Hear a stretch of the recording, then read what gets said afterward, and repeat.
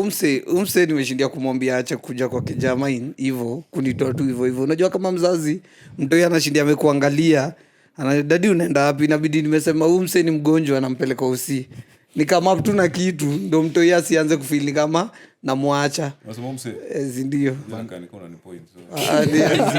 nani Uhuru Kenyatta anafanya funze mtoi tabia mbaya manze hawezi ambia mtoi akae home na unatoka kama parent unajua mtoi ni handbag kwanza kama mimi ule kijana wangu anakwanga handbag hata mlami anajua mi uenda na mtoi mahali popote unaona as a parent mi babangu akuwa anaenda na mi mahali ule mzee juu nilikuwa tunamwitisha tu mavitu sweetie sijui nini natoka tu siku ya Christmas peke yake bana siku ya Christmas unajua budangu ilikuwa inafika Friday najua ni ile wiki sana naenda kukutana na wazee alikuwa ananiambia nimeenda kinyozi kila Friday alikuwa anaendaga kinyozi kila Friday lakini akirudi mtaani ajanyoa unashindwa fomu ulikuwa wapi mzae ulikuwa wapi anyway before tuendelee zaidi acha watu wajiintroduce kwa na guest leo kwa show mpya drum roll Hi guys naitwa Juliet nimefurahi kuwa hapa karibu sana manze tunasi tunafurahi sana uko hapa karibu I hope itakuwa of meaningfulness to you but so guys ameongea mzee wake alikuwa anaendanga anatoka anaenda mahali anarudi akiwa kwa mavitu unaona lakini ajanyoa aliwaambia anaenda kunyoa si ndio sasa ukiwa mbigi ndio unaanza kurelate na hiyo story juu ma pressure zinakuanga zinakupiga hawa zaidi unsung hero ni kweli kabisa juu ma pressure yenyewe walikuwa napitia na si yenye tunapitia saa hii na wako na machama kama wa mother ati kwenda kudiscuss issues za hao ama nini hawako na podcast alafu wako na podcast kama na imagine budangu akiambia mamangu sasa niko na stress sijui ndapata wapi school fees una imagine babako akiambia hivyo masako sina school fees ilikuwa ni kesi hawa sema unsung heroes tunafaa kwanza tuonge tu hiyo maneno big up our fathers not only dads hata moms kuna wale pia waliplay a role in our lives but enyewe tu focus na mabuda alikuwa anapitia na waongei bana una most of the time you will find that sisi my youth every end month tunasemanga ukipiga budget your budget inakuanga ni how food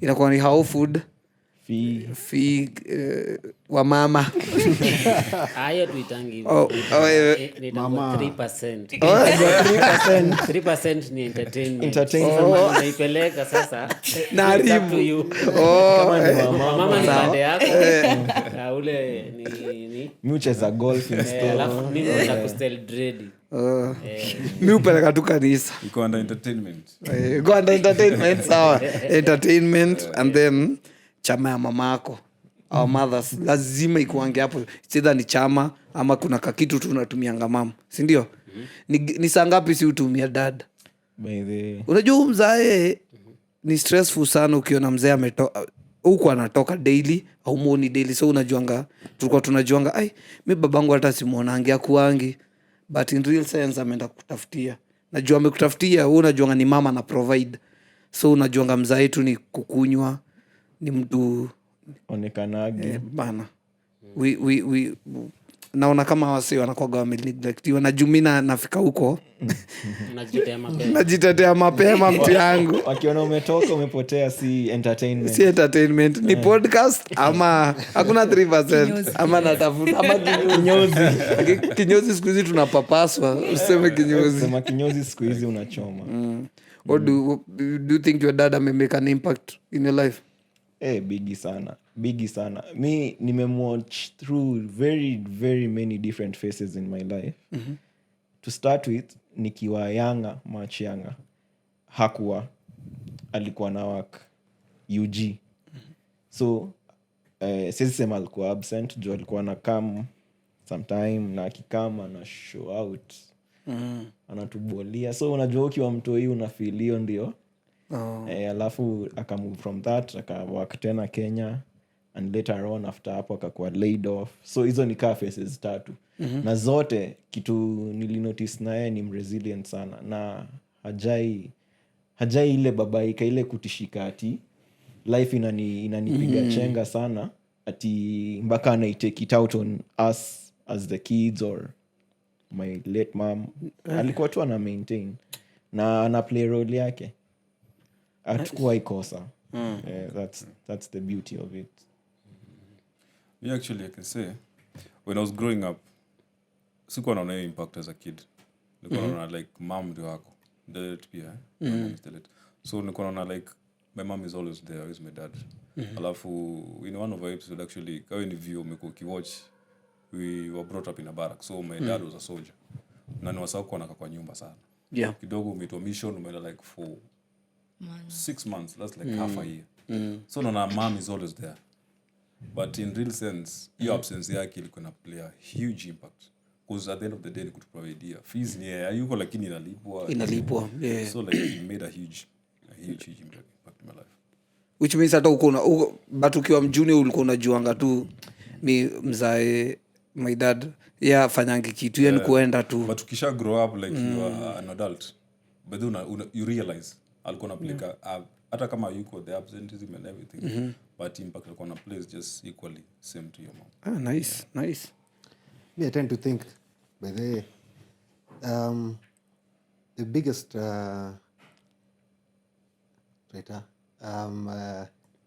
blank. The biggest building. the biggest building. Okay, anyway, the biggest impact nimepata na mzae has been as late as Mzae ukafikiria Murife. Ndio Kichwa kitu iko kwa Murife. Impact imepotea hivyo. Encyclopedia sasa mzee. I think the biggest impact nimekuwa nayo, it has been as late as item election. Item election, kuna time tumekuwa home, but then unaona mzae ametoka na hakuna kitu kwa hao. Naget. But atatoka na utaona huko shoka mtapata the next meal. But atatoka nje na at the end of the day utasema M-Pesa kameingia. Ni aje? And then mother anauliza, kuna kitu kameingia? Kitu kameingia. So unapanga hiyo budget. So unakaa hapo and then unajiuliza manze, umsa ametoka kwa hao. Huko shopping atapata hiyo the next nini? Atapata the next cash. Yeah. But ame struggle. Na kitu kameingia. So it's some of those lessons that you learn that manze, these guys go through a lot to provide, but there's a lot of things that you don't see behind the scenes. So yeah. Interesting. But unajua mzae alikuwa anawacheza. hata mimi alikuwa na hiyo pesa hata before tokea. Sasa alikuwa anacheza psychology. Lakini unajua msanii alituambia alikuwa anaishi Narok. Unakumbuka kwa season fulani alituambia walikuwa anaishi Narok. Budako alikuwa wanaitwa ni mabandit. Okay, but we appreciate your dad. Hiyo ni amazing. Na wewe sasa jua ulikuwa baby girl kwa mzae. Najua ilikuwa Me for starters, mimi nilikuwa daddy's favorite girl. Allah. Just for starters.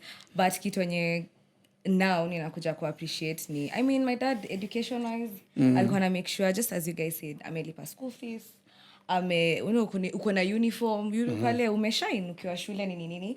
But I remember at one instance tulikuwa tunatembea around estate to home, mimi, my mom and my dad.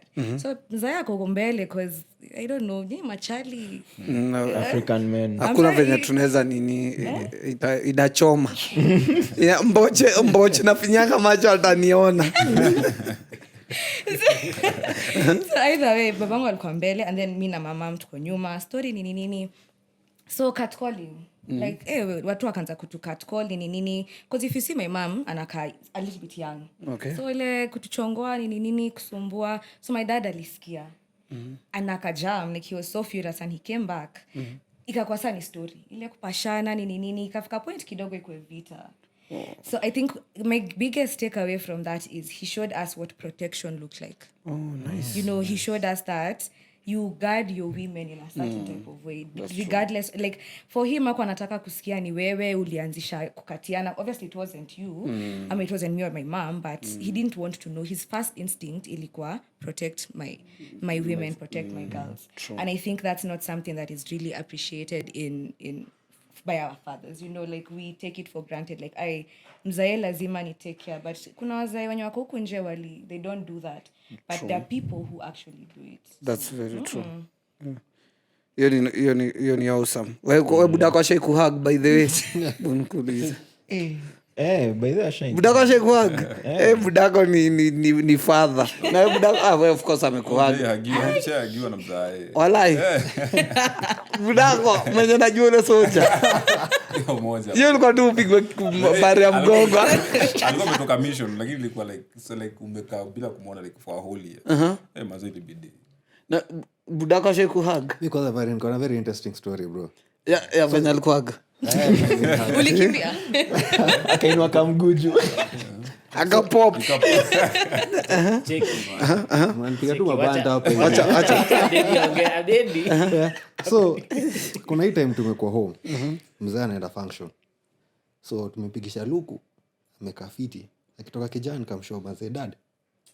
Hii luku kama utafika mtaani na kama utaka mtaani na hujapata message yote wewe ni show. Hiyo time nilikuwa msick. Mimi nilikuwa msick, nilikuwa na malaria hivi. So nilikuwa namaliza dozi yangu ya mwisho. Mzee amerudi kijani. Amerudi amenishua kwanza ni aje. Dozi yako imeisha? Nikamwambia kanea basi niko na mali yako hapo wapi? Hapo kwa driver. Kwenda kushika hapo hivyo nikapata yenyewe kuna mali safi hapo. Namuuliza form akaniambia hiyo luku iliweza. Akanipea kahiri akaniambia mazee my son unafaa uendelee hivyo. Mzae mimi budangu ile siku aliniaga alishike hivi kunipiga unajua kile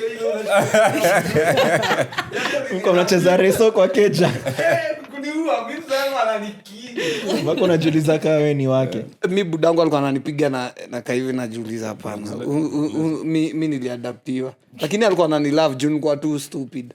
So hiyo siku nilifanya ufala ilibidi tu amenihug hivi akanipiga alafu besi yangu naye akaniambia hiyo siku stima ilizima. Budaka akamhaga kidani ni mboches.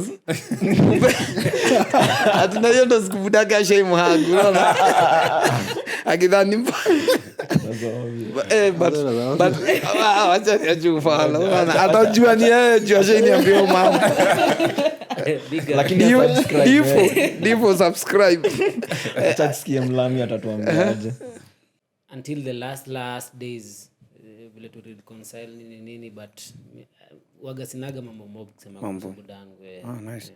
But unajua uzuri ulimuona uzuri muli-reconcile na anakulove ni ile tu alikuwa mtafu. Unajua kuna mabuda wenye hawajui ku express love kwa sababu ya maybe childhood zao. Na mabuda wetu wengi hawajui, they don't know how to express their love. They know that the only love I'm supposed to give you is when I'm providing. I'm providing, you eat, umedress, umenini, umeenda shule na ni upass. Jonye pia ulikogo kosa kupass mtu wangu. Kiboko. Kidevu. Mimi mzae angenikill kwa mathematics. Na mabuda wote walikuwa number 1. Exactly. Hadi nilikuwa shindwa kama mabuda. Kwani hakuna namba last kwa mabuda wote unaona. Hakuna mtu ashai admit alinini but mimi nakumbuka nikiwa primo. Mimi mzae tulikuwa nakaa naye chini anafunza mao. Mbaya sana. Huo si basi aria jui. Na sasa kana jua mawa jui si aria. Nilikuwa nalemewa naenda kwake. Anani mzae ni msharp. Alikuwa ananionyesha zile methoda alikuwa anatumia wakigrow. Unaenda unaandika hiyo kwa exam mode anakuuliza kwani mzee aje hii kitu akakasaina kachoragu hivi umekuwa mzee tangu utotoni. Unajua kuna venye hao walikuwa wanachoraga ile division sign na vile silikuwa nachora different. So vitu kaa hizo but alikuwa msharp. Mimi naweza sema ndo alicontribute kwa education yangu not only by paying but alikuwa nani. Nakumbuka kuna siku tulikaa chini, nakumbuka zile vitabu za mao hapa nyuma zilikuwa gana multiplication table. Amenibaia kitabu. kuna ile difference ulikuwa nayo ukiwa na ilikuwa ni kasuku brand ama ni Kasuku, yeah. unafeel yenyewe ni kitabu ya ukoo Nyinyi wadosi. nimekunulia kitabu na utumii hebu hizi nyuma imeandikwa nini hata sijui alikaa chini na mimi na belt Multiplication. 3 One times times nini one. hivyo nakwambia nakwambia hiyo usiku nilikuwa by the time inafika asubuhi nilikuwa najua multiplication table yote. Hadi wa leo. Buda huyu alikuwa Profesa Nyang'o. nakuagana na yeye sana story ya nywele. Nani fadhi Alikuwa anapendanga nikuwe mnit kuchana nywele nini. wakoloni Alikuwa ananivuruga mbaya. Sasa hiyo umeka dread Sino maana. ulichukia tu kichana kutoka kitambo but ushe mtumia do mzae namtumiaga na anazusha funny thing kuna time naweza tumia mzae do aniambie zi wendo unainid mimi nishakamilisha but kuna time ataniambia yenyewe imekauka na nda understand ndamjenga mzae anatakaga kunionyesha ile ya jenga watu wako kwanza before mimi. hebu tupigie baba huu makofi Professor. nakumbuka kuna hizi viatu tukiwa primo tukigrow wacha saa venye kila msee alikuwa anavaa tafis nini mzae ako anapenda hizo mzae by the way alikuwa anapenda kuthrift mnaweza sikizana mlami apendi vitu za duka mpya mtush Soko. anatambua mtush Ngozi. nakumbuka tulikuwa naendaga Gikosh na mzae area ya maledha huko maviatu tunatafuta kuna viatu fulani zilikuwa zinaitagwa kickers zilikuwa gana soli ya raba side ya right iko na kanini ka green ya left iko na red I think alafu ilikuwa ni leather juu so hiyo kiatu ukivaa kutoka class 1 unaweza fika nayo class 5 haishangi sasa ilikuwa ikienda kuchapa ama imekuwa ndogo ndo mzayana ana replace na the same so kuna time tumeenda naye amenibaia kiatu mpya alafu tukirudi home tunapitia kwa fundi fulani alikuwa gapo mtaa alikuwa anashonaga viatu ya achukue yake ya job imetoka kushonwa hiyo kitu ilini teach a lot like alisacrifice mi akanibaia mpya ya kujibaia alishonesha yake aliipiga kiraka nice ilini teach a lot sana true because the sacrifices they make the sacrifices our dads make zinakuwa zimetubuild ni venye zinakuanga ni back end unajua back end ndo inakuanga inakubuild kabisa as much as walikuwa wakali walikuanga wanatubuild in a way wesi umetumia dado shetumia dado Umenimulika. lazima. Umenimulika. Baby girl. hakuna venye utatumiwa hakuna venye utatumiwa ya nini hakuna venye utatumiwa ya fair na ukose kuchomwa ingine ya black tax ya wazazi Honestly sijawahi mtumia pesa. Why? But nime show my appreciation in a different way. Oh, nice. Okay. Buying a shirt, buy like jewelry. Alafu mimi na feel my dad si mtu naweza mtumia pesa. I think growing up alituonyesha he'll be the one to do all of that for you. Nice. And you're my like we don't have conversations I do with my dad. Like Would you want your husband to be like if you maybe in the near future or maybe kama yuko would you want like watu wako kwenda that kind of life where they don't have to kind of support you guys? I mean, I'd want to build that life for them to a point where hata mimi nikigrow old with whoever my person will be, we don't need their support like that. Yeah, that's all I can say. Hii story ya kutuma do nini at some point naanzanga kufeel like it's an obligation. You know, it's like I have rent, I have nini, hapo umeka, I send mom money, send dad money. You know, it shouldn't be an obligation. It just needs to be an appreciation. So which means hiyo ni black tax which we'll talk about it Yeah. right? Na wewe umetumia fadhido. Mimi there's a time my mom got sick. I think I mentioned in one of our episodes. Yeah. And then she was like paralyzed totally. Alafu hiyo ndo time Sorry, mzae pia nilikwambia mzae alikuwa msema wife nini. Manze. So akapatanga wife mwingine. Alijua wa mama. Iza, sorry, I'm serious. So hiyo period of time ilifanya nikachukia dad wangu sana. Nikachukia mzae. Like I didn't you seeing whatever you're going through with your mom and then your dad is like out there. Yes, ana provide lakini he's not providing the way he used to. Ni kidogo sana like 30% nyinyi na the rest of the family. Alafu saa hiyo ingine ni wife wa pili.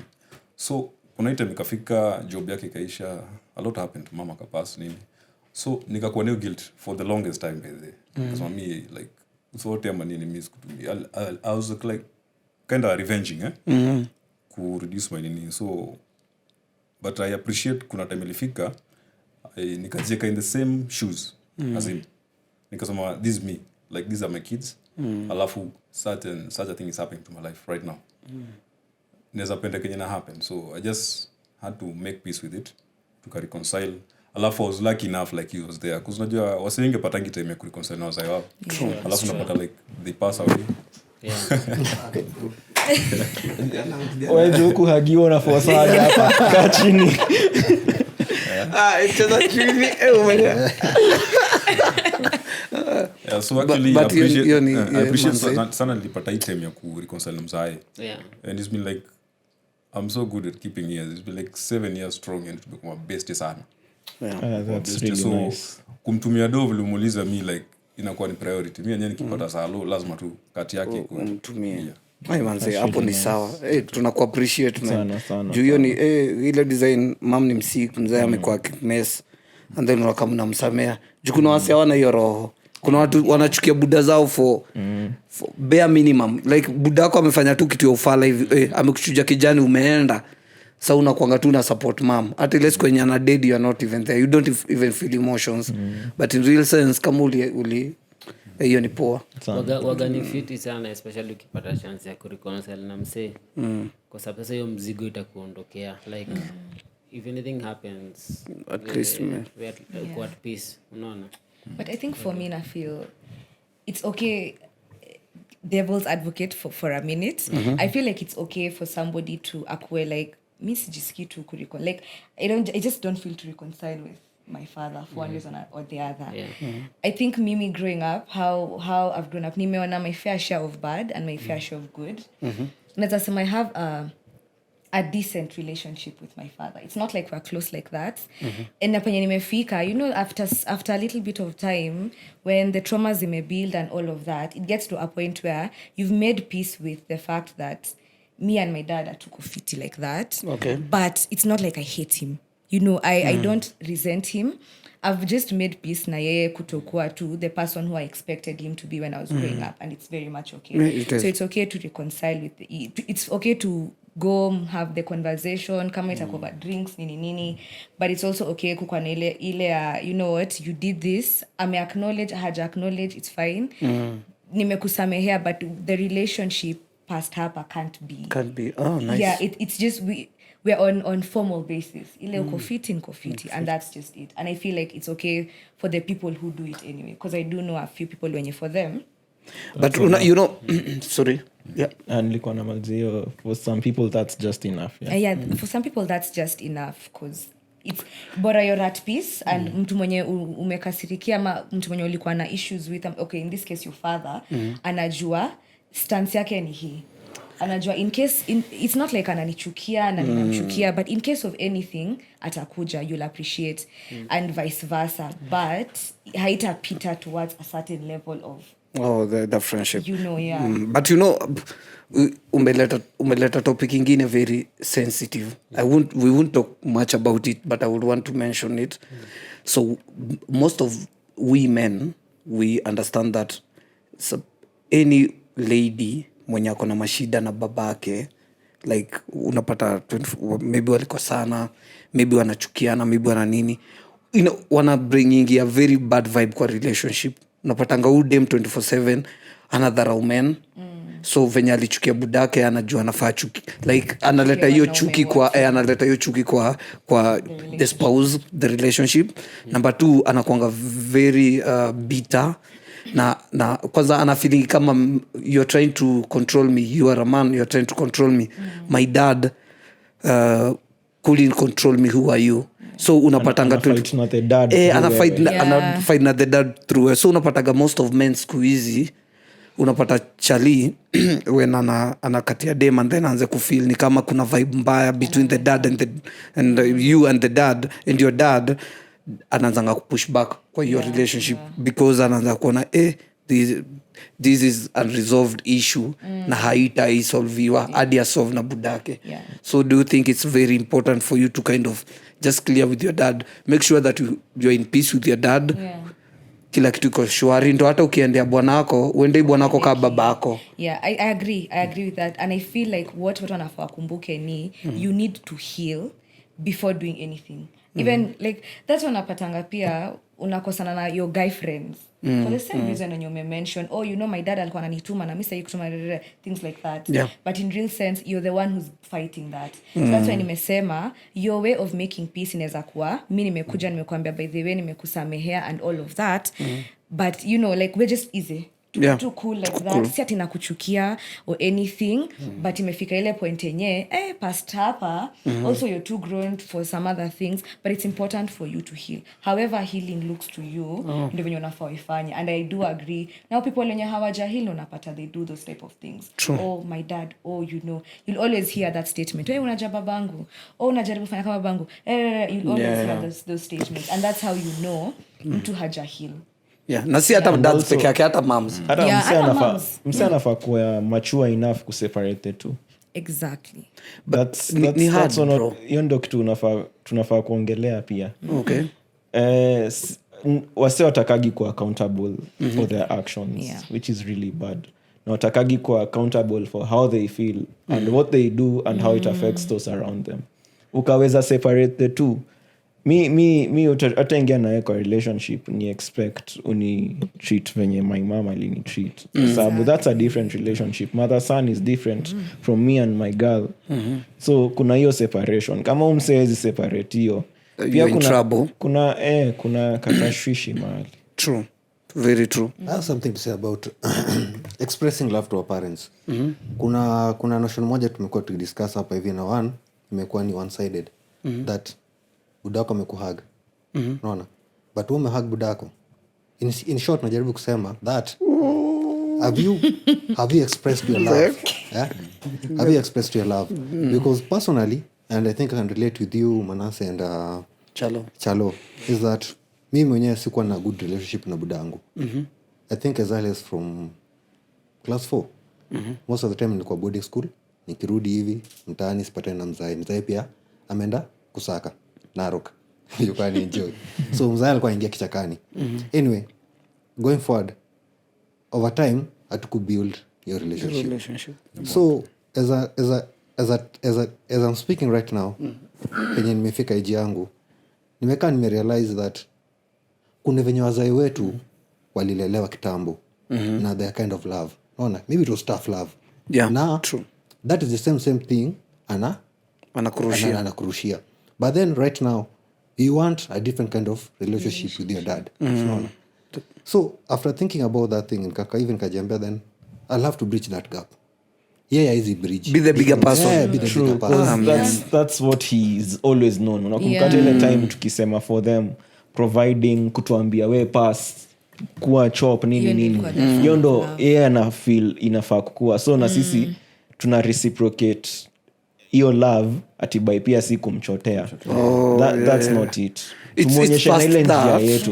Kuna dem niliona juzi on Twitter, she did a whole thread ya venye budake alitoka Cuba akaingia US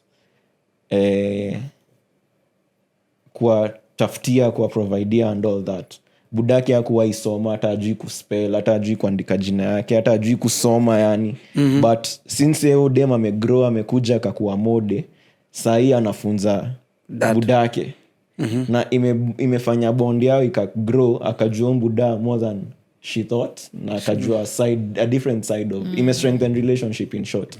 So yeye ndo version yake ya kumshow love, kumappreciate. The dad alikuwa tu ni kuhustle, he never got to school, he never got that chance. So yeye alimfunza kuandika, kusoma, hadi jina yake azilikuwa noma kwa naezo. Na niulize for instance kama buda yuko, and then kuna responsibilities zenye yeye ndo anafaa kufanya, like kama angekuwa hai ni angekuwa anafanya kufanya hizo vitu zenye anafaa kufanya, ni appreciate. In a way, if you feel like you're doing what he was supposed to do and you're doing it willingly, Yeah. na unafeel ni kama ina fill your void, then it's very perfectly okay and you're actually unambamba heaven, unaona. Because you're protecting and you're providing his role. Hiyo ilikuwa role yake, so ume step up to take his role, so you're honoring him in a way. Kwa sababu unajua unaweza kosa chance ya kumappreciate. Unajua vile tu tunasemanga ulikuwa naombaga do kitambo, naambiwa hakuna na ni payday. Sahii ulilipwa nini na una kitu. So wewe mwenyewe hata ujiamini ukijiambia una do. Unaget sahii ukigrow ndio unaanza kuappreciate. Manze ubuda baadhi alikuwa anapitia vitu mob, sikuwa najua hii, nilikuwa mtoi, sikuwa najua. So angekuwa ningemfanyia hivi, so maybe unachukua another channel. Baby unafanya kama madhe huko, nilikuwa najua baby budange mprovide place ya kuishi ama angembaia kitu fulani, unaanza ku take up those things. I think pia hiyo wasi wenye wanaweza kuwa wana chance ya kureconcile na budake ama akupata chance ya kumappreciate senye alikuwa hai. That goes to the fact that adding on that ni kama kusema when you do something good, according to society, ni watu watasemaje, your parents raised you well. So if you're providing for your family ama for the people around you, ndio atasemanya budako alikuwa well. So it's you're passing that nini, it's like you're appreciating your dad in a different manner. mi juu father aliserve na buda umse, right, najua alikuwa soja. Hiyo tough love ilikuwa na kwanza, unajua ni tough love ya kuzaliwa venye alilelewa akiwa mjunior and then tena kuingia jeshi. They believed hafai kuaga udangu, ungemhaga angekuweka gun, not today nigga. No, like We don't do that here. We don't do that here. Don't do that shit here. Piga presents bro, piga presents Infinity. Father alikuwa na like alikuwa mzai ni msem cool, si ati ni mkali, lakini ukali yake inakuwa ni inatulizwa na madhi peke yake. Hakuna mtu mwingine angetuliza hasira mzai, unaona. So alikuwa akikasirika, kila mtu anatoka nje, mnaenda mtarudi jioni, madhi akikam, unaona. Jumadhe ndo anam cool down, unaona. So ulikuwa unapata sahi venye mzai ameretire, I really want to know my dad. I really want to be with him. I really want to help him in every way possible. Unajua wazae, they don't ask. Hata kupigia simu akwambia, hey, kijana yangu niko njaa sijui nini zi. They don't. Utaenda tu ocho upate mzae amecharara, unaangalia hivi viatu vya mzae, father. Gikomba yote nimeingia, mimi najua Gikomba mzima, najua mashop zote tauza viatu kali. Wezi vaa vitu zinakaa hivi, you know, unaenda unamshikia. Mnabonga mzae, unapata mzae, kumbe mzae upendaga nini, unaona. Mzae apendi hii, mzae anapenda hii, and then ile hasira yake inakujanga hivi kuituliza ni hivi. Sasa ndio unakamkurealize kumpenda na unataka tu uone ako happy 24/7. Utaki hata mtu amsumbue. It's very important for we young people to understand that time is really not on their side. Ni wana get kukua wazee, na as much as tunaendelea kutafuta Nairobi, it's not easy. Manze unatafuta 2 years ujarudi ocha. Unapata mzaya alizeeka, nywele zao zimeanza kutokea nini, mzaya ashaanza kuongea kistama, akianza kunuka uzee. Hata hawasemagi wakiwa na tu shida, hata illness hawasemi mpaka wewe ufish ama ufind out. Na ukibuild na relationship utaka kumjua, kuona. Ni hata kuna time nakaga hivi sijapiga, unajua life gets in the way, ndio maana si lose friendship, so utashindaga ukikeep track. Kuna time naweza kaa hivi sijapigia mzae na while nikimpigia hivi ananipasha kwanza, kwani hata unjuli hali mpaka una feel so haifai hivyo. So you try as much as unajua, kuna ile venye unaweza sema si ni two sided, pia ungetaka kunjulia hadi ungepiga simu zia effort pia.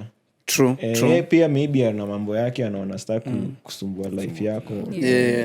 Lakini we muonyeshe uko na slot kwa life, ako na a slot in your life. So na kaga hivi nakosa kumpigia, inakuwa ni tricks. Na lakini unajua tena kuna wazazi wengine wanafaa understand. Wazazi wengine wanafaa understand as much as tunafaa tuko compassionate, tunafaa tuko the bigger people, tunafaa tufanye everything. Sisi ndio tunafaa tupush your love, unaona. But pia wazazi wengine wanakuwa sasa kuna si babangu ama mamangu but kuna wazazi wengine huko nje wanaanzanga extortion sasa. Naona kama Yaya Toure, ilikuwa ni Yaya Toure ama ilikuwa ni Adebayo, wazazi wake walimtoanisha hadi akasota like international players. Ulisikia story? So unapata mzazi ameshindia amekuitisha, anajua si mtoto wangu anafanya kazi, nipe hataki kujua hata kama una grow, but because ni hao wazungu tu walileta hizo mabibilia hizo tu, which we will talk about it, ndo walifanya hadi sahii wazazi wetu hawezi tengeneza generational wealth. Walitubeba kila kitu, na hata kama masomo walitupea masomo tu ya kujisustain, si ya kukusaidia uweze kukua mtu, right? Sahii hata ukakam na innovation, a very serious innovation, nani hata anafikiria kuiangalia, lakini ukienda unaambiwa usome ABCD, unasoma historia ya US, unasoma historia ya UK, bado tunafanya bado hata scratch ndo tumeanza juzi kufanya coding, thorax na abdomen exactly. Wazazi wetu walifunzwa vitu useless kwa shule, alafu mzee wangu kwanza alikuwa anasema mimi unajua nimeenda hadi O level. O level ilikuwa happy. Form 6, form 7. Form 6. Imefika 6. Form 6. Mzae basi alienjoy. Saa unapata vitu tunafunzwa haziwezi tengeneza generational wealth. First of all, hatuna maadili. Hatufunzwi maadili. Si tumetoka kusema tu saa shule tunafunzwa CRE, but hatufunzwi humanity. Right? Tunafunzwa hizo mathematics zingine very basic, right? Si mathematics yenye sahii wewe ulifunzwa square root, umeitumia wapi? Hakuna mali nimeitumia. Calculus of course iko maybe mahali pengine. Mimi nilikuwa nafanya course ya upishi. Bro, for the anapata calculus kwa nini kwa najiuliza sasa, mimi naenda kukuwa chef bro. Calculus in English. What am I doing with calculus? Kwanza hata wacha hata hivyo. Calculus ni poor. Mathematics is very okay. History ya US. Nafanyia nini? Ati nani alitucolonize?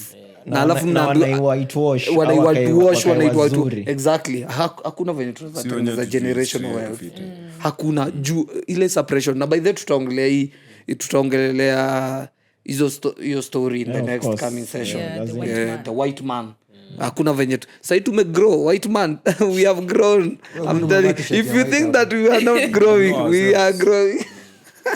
We need to change our system, we need to change our beliefs, we need to change everything from like tunafaa tuanze from chini, si ndio? Hadi juu, kwa sababu bottoms up. Umevuka chama. Bottoms up haiwezi.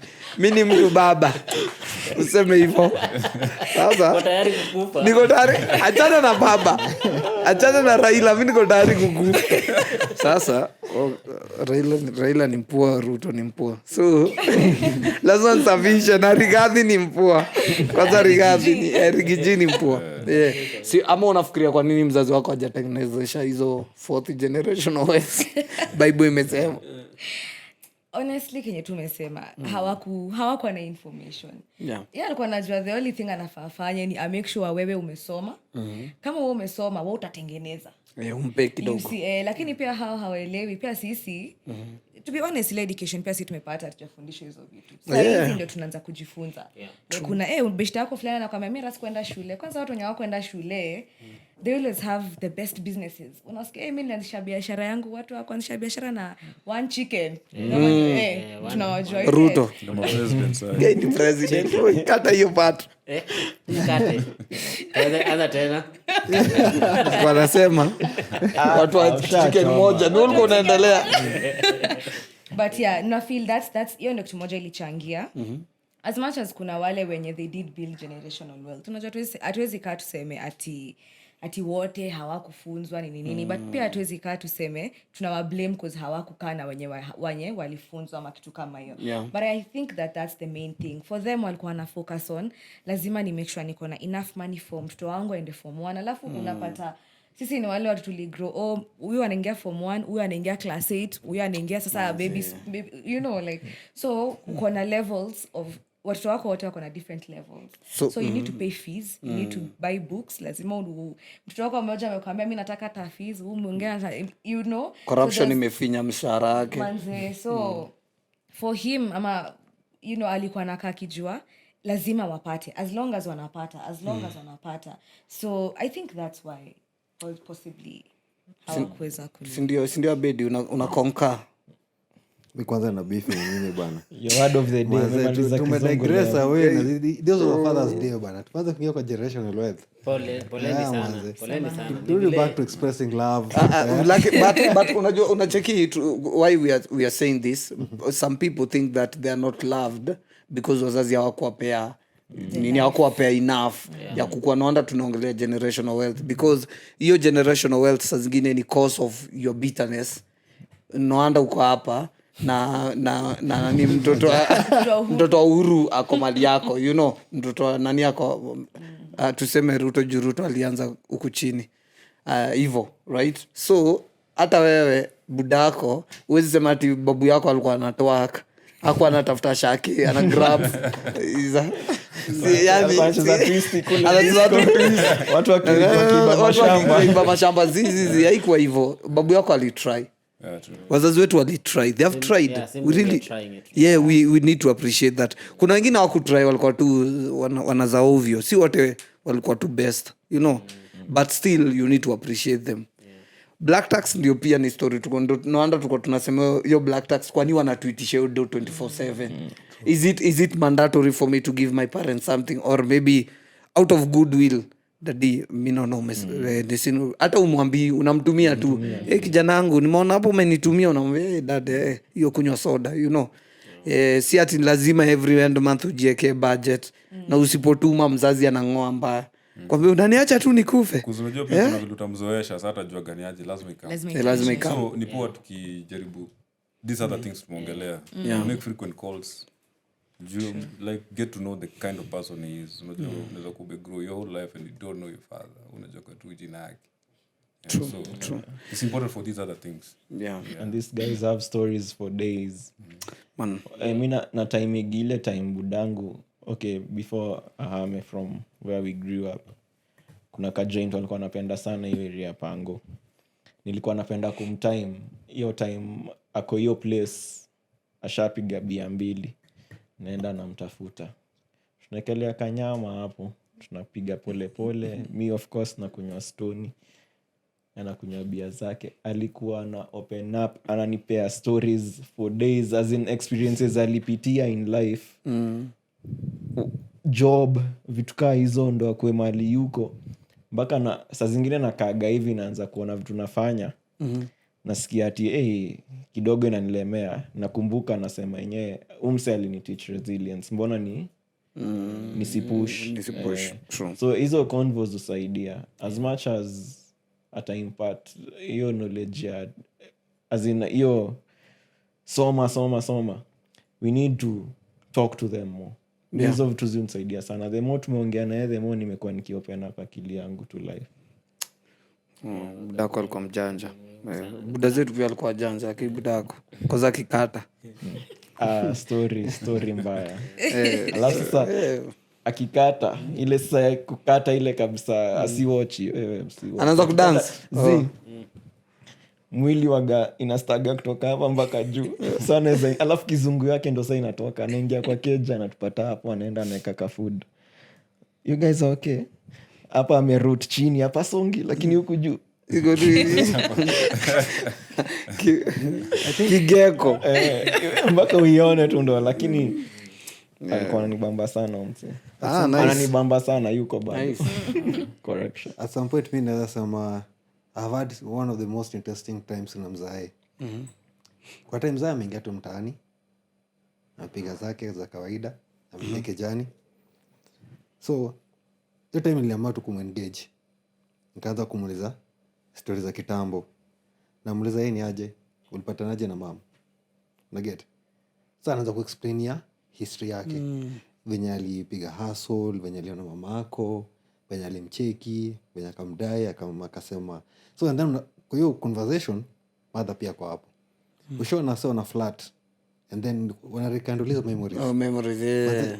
It's one of the nicest moment nishaikuwa nayo. Maze tulipiga story kuanzia around saa 6 mpaka 5. Nice. Na after that day mzee akanichapia mazee, this is the best moment I've had. Yeah. So nikasema hizi ni vitu this is how you engage your dads. And you get to learn a lot. Hiyo ni fiti sana. But unacheki social media sana sana, kwanza Twitter, si wanakuanga wameimpose moral standards na bitterness ya maisha yao kwa kila msee kwa timeline. Mtu anakuja anakwambia venye anachukia babake na kila mtu anafaa achukie babake because babake sijui alifanyaga nini. Anachukia mamake kwa sababu, na unajua tena kila msee kwa sababu msee ako na sijui 27,000 followers, unaanza pia sasa kuanza kufikiria venye unafaa uchukie mzazi wako juu alifanya 1 2 3. TikTok mtu anaanza tu kudharau, like kuna challenge tu inakaa ya kudharau mzazi ya kufanya nini. People should really understand and wanafaa warudi nyuma waget kukumbuka venye hawa wazazi wamesafa. Kukumbuka huu mtu si mtoto wako, huu mtu si brother wako, huu ni mzazi man. Kila mtu ako na experience yake individual, ni personal, yani ni wewe tu. Wewe ndio ulipitia vitu zinaweza kuwa similar, but vile budako alikuwa na handle kitu fulani si vile buda mtu mwingine alikuwa na handle kitu fulani. That's true.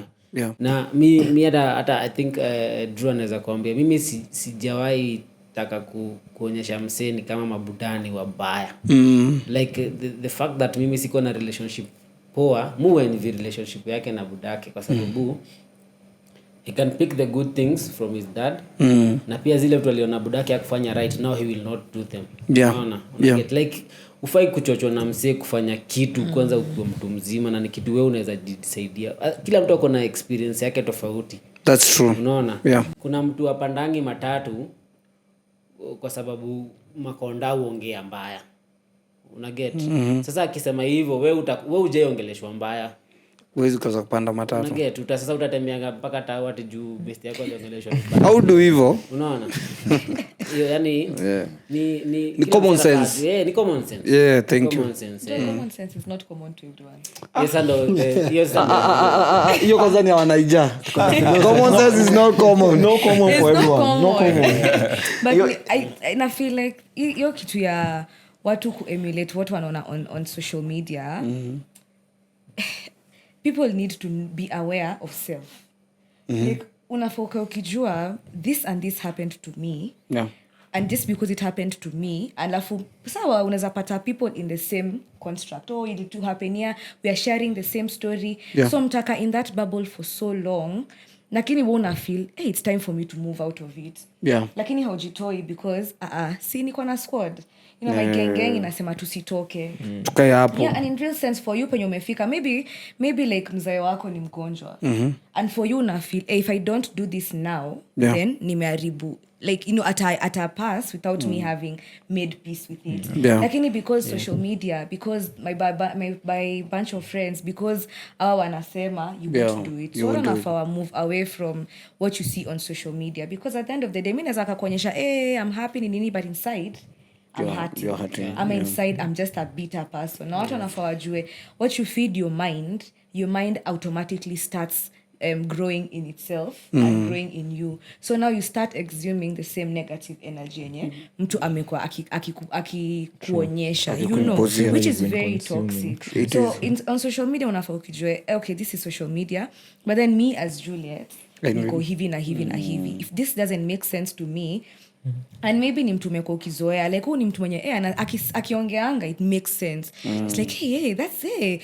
but then in this one statement amesema hapana, it's okay to be like hapana, hiyo nayo I won't take. And when you umesema tu like for Drew, and unasema he takes the good lakini the bad he doesn't do, that's because on like a personal level, what I understand is for him amechoose kufanya kusema this is good and this is bad. So mimi nachukua hii na sichukui hii, and that's like a form of being self-aware. Realization. That's true. It also goes with the fact that ukisema to expressing love to our parents, then or to rather to our fathers, what are we also learning from them, and how should we express our love to our kids? Because you being a father, how do you express that love to your kids? Now the same thing, you pick the positive do with the negative, and then once uko na mtu wako unajaribu ku mold in a better way. Umse wana big up sana na kubig up leo kwa screen juu mama analia. umse ukiona vile achunga mtu wake unaweza feel he's doing his best. Wallahi billahi. He's doing his best. Si uongo Wallahi. Wallahi billahi. Nile itabidi nimekuwa na watatu. Yaani vile anachunga mtu inasema shit. Yaani anakabeba yani huyo ni personal bana. Na hiyo inafai kuwa inaenda kwa all the deadbeat dads huku nje. Manze mnafaa mwende siku moja tu maternity tu hapo nje tu kwa bench. Mkae tu mjifanye kama mnaenda kuona wagonjwa, msikie venye madamu upiga nduru huko ndani. It's not an easy thing bro. It's the most heartbreaking thing you'll ever hata uwezi imagine. Unaget? So venye mi budangu alikuwa mkali kwangu, which is okay. Sometimes mi ukuwa mkali kwa mtoi wangu. Serious by the way. Inakuwa ni kidevu. Anajua. Ananiambia hiyo. Juzi nilimuai alifanya ufala. Akaniambia mamake, mam, dada amekill it. Amekill it nini? Amekill it bamba. Yani because alikuwa amekosea. Lakini unampiga responsibly. Uwe mpigi tu vetu kwa tunapigwa. Mimi budangu karibu anidunge macho. Madhe kidogo anivunjewe mguu, unaona? Like utukua tu apigwe ile design ya. Sina kwambia budangu nilidhani anani hug kumbe. Brock Lesnar. Hadi akakimbia akafanya ile design ya. Unaona? Lakini mtoi wangu siwezi mpiga hizo ma design. So, how my deadbeat dads wanna understand that mtoi si baggage. Na hakuna mtoi hajakosea. Unaona? Kama mlikosana na mamake well and good, but mtoi tafadhali mtake care. Mtoi ukiangalia venye mtoi ana grow na hanakuwa, manze anatake a lot of things kwa society. So usipokuwa hapo kutoa hizo uchafu zenye zinamuingia kwa brains na mtoi atakuwa tu kitu ingine. Na mtoi mzee anaweza kuwa mwizi, anaweza kuwa anything. To try as much as possible. Just hiyo kidogo yenye uko nayo atakula. Mtoi ukimwambia baba sina do, twende tukule mandazi, atakula mandazi. To try as much as possible kukua tu wasiwa true. Unaget? Kama unasikia mtoi huwezi mlea na mamake yako na one month, enda Mary stops or something. Do something, ama vaa condom. Right? Usijingize tu hapo kimalamala. Condomize. The moment unajua mtoi amekam, tafadhali mtekea. Manze, it's the most lovely thing to hata by the cause when ni baba lies, ndio yani kuembrace huo mtoi, kumlove, kunini, anakusikia anakuemulate nini, it's the best. Ile mnajita young fathers.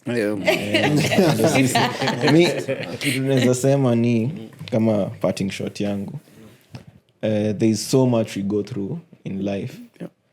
And what we make of it is dependent on us. Choices, mali crowds unajimas nazo, experiences umepitia. Si kumaanisha since ulipata ABC uilimit hapo, ongeza, fanya more than that, pitisha, fanya DEF and whatever. Si ati juu ulikuwa unapigwa pia ukue that type of person to your kid. We are unlearning, we are using their mistakes and their experiences zenye si tulipitia as kids in our journey as young fathers, and kunacha huyo mtoi in what you lacked and what you would have wanted. So hiyo ndo mi kitu tunaweza sema, si ati juu ulipitia mabaya pia mtoi atapata mabaya. Choose the good and do right by the kid. And ukiweza mend relationships with your folks, or show them the kind of love you would have wanted them to give you by giving it back and by also giving it to your kid. True. You can learn a lot by being friends with your parents. Yeah, that's true, Maze. Me, what I can say, let's not judge our parents based on the negative side, if tumesema, because at the end of the day we are all human beings. So we find makosa.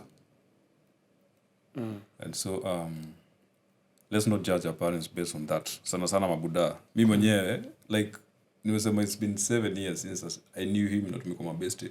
hizo miaka zingine zote nimekuwa nikimchukia, zilikuwa mob, na hakuna kitu fiti iliniletea, like there's no positive thing that came out of it. So basically tupenda wazae maze, alafu I think nafaa tuongeze Father's Day maze, inakuwa ni kama mara moja kwa mwaka. Mother's Day inakuwa ni ngapi? Mara 78. Na bado Father's Day madem bado wanachukua bana. Inakuwa I'm the father. I'm the father. But kuna play both roles, which bado tuna appreciate sana. Appreciate kabisa. So I think that's it for me. On my part, be there for your kids as a father. That's the first thing. It doesn't matter, just spend enough time with your kids, because it might be okay, unaweza kosa kwa familia a lot of times because on a hustle, but kuna ile quality time. Inaweza kuwa ni 1 hour, but acha ikuwe quality time. Siko naingia kwa hao, na the moment unaingia hivi kwa hao, watu wao wanakimbia kuingia chini ya kiti because watu wanaogopa mzae. Unaona? That's the first take. Second take ni make peace with who you are. Make peace with your parents, make peace with your dad, and then get to learn to know them. Get to know them first, and then Kuna kitu nimesema imenikumbusha a book I've read inaitwa A New Earth. Really good book, and kuko na a chapter that speaks about parenting and all that. Na kuna kitu inaitwa pain bodies. So pain bodies ni vitu zenye kids take away from their parents when they are really young, and all of us probably have taken away things from our parents, but they take away from their parents when they are really young, and when they're growing up, they grow up with those things inside without them having chosen to do it. What it means, they gave an example of seme mko kwa nyumba, like wewe na your wife, for example, you're fighting, your kid maybe ana ni mdogo, like amezaliwa, but your kid will take away the energy that you and your spouse are having at that particular moment. And that's when unapata mtoto anaanza kulia, like alipeana. So the book is very elaborative because napeana examples that actually did happen. So na alikuwa anasema, so this kid ana grow akijua my parents are not okay, and this is the type of energy that they are giving me. So if you do not resolve it, then your kid grows up with that, and so that thing is called a pain body. Okay. So I think what I mean, the long and short is, do right by your kids the best possible way. When tu umesema, mmoja amesema, we can't blame our parents for how they raised us. They did the best that they could, because even when pia hao walizaliwa, but since us we know better, we are doing better, we are tukona podcasts kama hizi zenye zina educate people, so you just need to do better. Last week pia kuna kitu enye I came across, and it said no one should impose negativity on someone the same way you don't impose bad breath to someone. Allah. And when you impose bad breath on someone, you as a person decide to wash your mouth because you will make that person more comfortable. The same way you need to wash away negativity so that you now don't impose that on somebody. That's awesome. So it's like the long and short is how you want your kids to grow, wewe unafaa waonyeshe. Like you just do better. If your father alifanya hivi, then don't do. Take the good, leave the bad. And when somebody else alisema, I think Chaloendo alisema, you can't teach also, you can't teach a dog new tricks, an old dog new tricks. They don't have the knowledge that we have, but si tuko nayo. So I think sisi ndo tunafaa tuambia our parents, hapa ulikosea, ni sawa, like it's not like there's no ahala, but you know, you can talk like, about it. Yeah, we can talk about ni wazee hawezi kupiga. Hawezi kupiga, alafu considering size umekuwa grown up. Mzee wako kazi kakwambia wewe ni nini hizo ananiambia, because for some of you here your parents. So you are speaking from a person who is parenting and they parented. But pia tusiende na ile ubaya ya, you know, ati kufanya because they didn't know. And now that you've made them aware that they do, aka acknowledge, then let that be put under the rugs or whatever, and then iko fiti. So you need to do the same thing for your kids, I guess. That's so amazing. Wamama wanalia. Okay. So my parting shot to be very like this is very brief. We are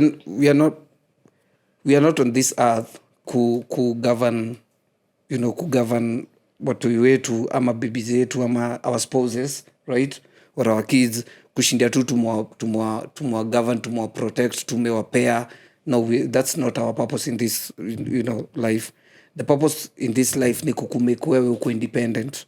So if your father hakuweza kukumake uko independent, we're very sorry, but you need to make your kids or your spouse, right, be very independent. Ndo hata ukikufa ama kitu ikuapenie, they can feed themselves, they can be themselves, they can be on this earth and survive.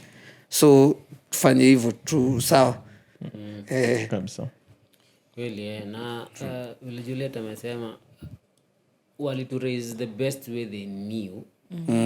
Na hii sasa sisi tunaona ndio the best way we know. Watu wetu probably watakuwa na vitu zingine watataka kutuambia. So none of us is really perfect. Yes. But let's all try to do the best that we can.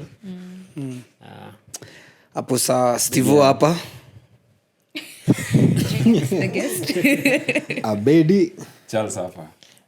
Before nseme jina, first off, apologies for last week's episode. Makosa ni yangu. Editorial staff.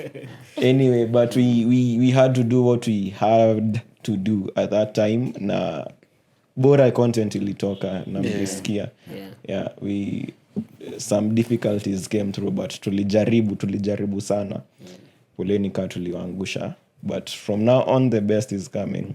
Nice. Naitwa Drew. And big up to all the subscribers. Yeah. Please kama uja subscribe, like, share, comment. Kuna vile tunapata views paka 1000 na subscribers wasongi. Wewe unaye watch na uja subscribe, wewe ni mwizi, tafadhali jipeleke police station. Yes. Mwizi wa content. Please subscribe.